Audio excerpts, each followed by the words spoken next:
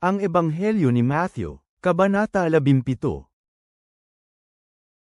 Makalipas ang 6 na araw, isinama ni Jesus sina Pedro, Santiago at si Juan na kanyang kapatid at sila ay dinala niya sa isang mataas na bundok ng silalang.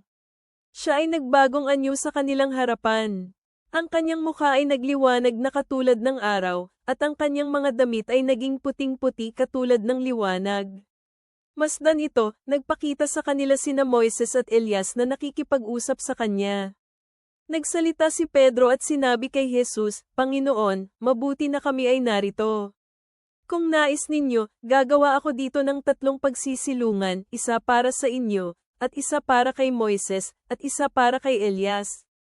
Habang siya ay nagsasalita pa, masdan ito, isang nakakasilaw na ulap ang lumilim sa kanila, at masdan ito, may isang tinig na mula sa ulap na nagsasabi, "Ito ang minamahal kong anak na lubos kong kinalulugdan. Makinig kayo sa kanya." Nang marinig ito ng mga alagad, sila ay nagpatira pa at lubhang natakot. Pagkatapos, lumapit si Jesus at sila ay hinawakan at sinabi, "Tumayo kayo at huwag kayong matakot." At sila ay tumingala ngunit walang ibang nakita maliban kay Jesus lamang. Nang pababa na sila sa bundok, inutos ni Jesus sa kanila, na nagsasabi, "Huwag ninyong ipagsabi sa sino man ang pangitaing ito hanggang ang anak ng tao ay muling ibangon mula sa mga patay." Tinanong siya ng kanyang mga alagad, na sinasabi, bakit sinasabi ng mga eskriba na kailangan daw munang dumating si Elias? Sumagot si Jesus at sinabi, "Totoo na darating si Elias at aayusin ang lahat ng mga bagay. Ngunit sinasabi ko sa inyo, si Elias ay dumating na, ngunit siya ay hindi nila nakilala. Sa halip, ginawa nila ang nais nilang gawin sa kanya.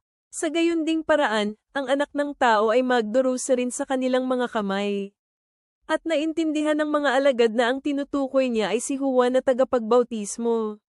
Pagbalik nila sa kinaroroonan ng mga tao, lumapit ang isang tao at lumuhad sa kanyang harapan, at sinabi, "Panginoon, mahabag kayo sa aking anak na lalaki, sapagkat siya ay may epilepsya at lubhang nahihirapan.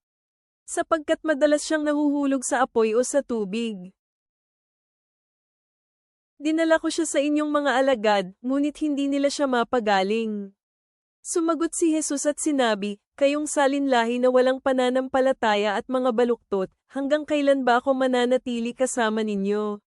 Hanggang kailan ako magtitiis sa inyo? Dalhin ninyo siya sa akin."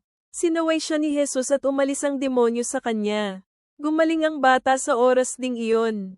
Pagkatapos nito sarili nang lumapit kay Jesus ang kanyang mga alagad at sinabi, "Bakit hindi namin ito mapalayas?" Sinabi ni Jesus sa kanila, "Dahil maliit ang inyong pananampalataya. Sapagkat katotohanang sinasabi ko sa inyo, kung mayroon kayong pananampalataya na kasanliit ng buto ng mastasa, maaari ninyong sabihin sa bundok na ito, lumipat ka roon, at lilipat nga ito at walang magiging imposible sa inyo." Ngunit hindi mapapalayas ang ganitong uri ng demonyo maliban sa panalangin at pag-aayuno. Habang sila ay nanatili sa Galilea, sinabi ni Jesus sa kanyang mga alagad, "Ang anak ng tao ay ibibigay sa kamay ng mga tao. At siya ay papatayin nila, at mabubuhay siya sa 3 araw. Labis itong ikinalungkot ng kanyang mga alagad. Pagdating nila sa Capernaum, lumapit kay Pedro ang mga lalaking naningil ng kalahating siklo ng buwis at sinabi, "Nagbabayad ba ng kalahating siklo ng buwis ang iyong guro?" Sinabi niya, "Oo." Ngunit nang pumunta si Pedro sa bahay, una siyang kinausap ni Jesus at sinabi, "Ano sa palagay mo, Simon? Ang mga hari sa lupa, kanino sila tumatanggap ng buwis o ng pagpupugay? Mula sa kanilang mga mamamayan o mula sa mga dayuhan?" Nang sinabi ni Pedro, "Sa mga dayuhan," sinabi ni Jesus sa kanya, "Kung ganoon hindi kasama ang kanilang mamamayan sa pagbabayad. Ngunit upang hindi tayo maging sanhi ng pagkakasala ng mga nangongolekta ng buwis, pumunta ka sa dagat, ihagis mo ang iyong pamingwit, at kunin ang unang isda na nahuli. Kapag binuka mo ang bibig nito, makikita mo ang isang siklo. Kunin mo ito at ibigay sa mga nangongolekta ng buwis para sa akin at para sa iyo." Maluwalhating Panginoon, Ikaw ay nagbago ng anyo sa harap ng iyong mga alagad, na nagpakita ng ningning ng liwanag ng langit. Tulungan mo kaming makinig sa iyong minamahal na anak at magtiwala sa kanyang mga salita. Hayaan mong ang iyong presensya ay magbigay lakas sa amin para sa daang nasa unahan. Baguhin mo kami mula sa kaluwalhatian tungo sa kaluwalhatian ayon sa iyong wangis. Sa pangalan ni Jesus, Amen.